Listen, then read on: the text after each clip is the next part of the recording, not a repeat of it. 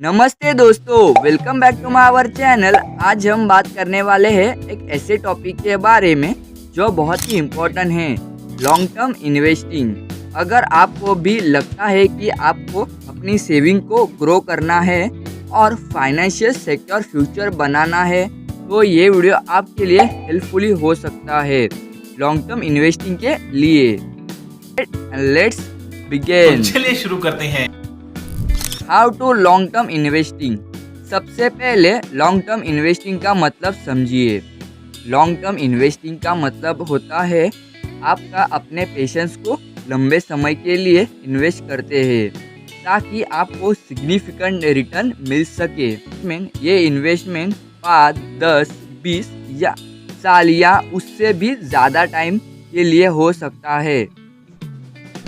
Second, start earlier. जब आप जल्दी इन्वेस्टिंग करना शुरू करते हैं तो आपको कंपाउंडिंग का बेनिफिट ज़्यादा मिलता है। अगर आप 25 साल की उम्र में इन्वेस्टिंग करना शुरू करते हैं तो और 30 साल तक कंटिन्यू करते हैं तो आपकी वेल्थ 35 to 40 साल तक सिग्निफिकेंट अमाउंट में ग्रो हो सकती है। Third, diversify your portfolio. Diversify your portfolio, आपने सुना होगा do not put all your eggs in one basket. इसका मतलब है अपनी इन्वेस्टमेंट को अलग अलग एसेट में स्प्रेड करना। Stocks, bonds, mutual fund, real estate, gold, इन सब में इन्वेस्ट करके आप अपने रिस्क कम कर सकते हैं और रिटर्न्स को स्टेबलाइज कर सकते हैं।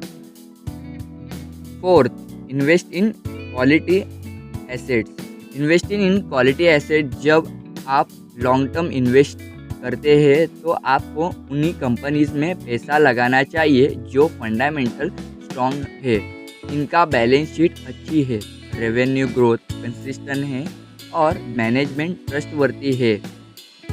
क्वालिटी एसेट के साथ आपको बेटर रिटर्न्स मिलते हैं और रिस्क भी कम होता है। 5, बी पेटेंट एंड स्टे।